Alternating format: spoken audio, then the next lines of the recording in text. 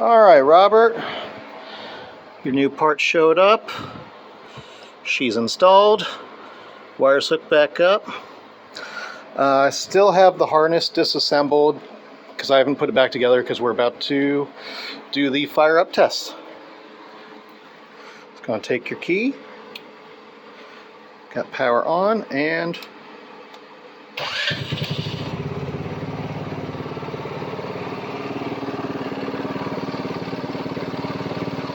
she's running.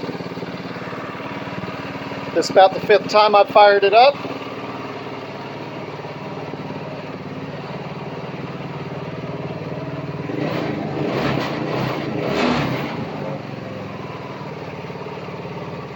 Throttle's very responsive, engine sounds good. Might need to adjust that idle just a little bit more. But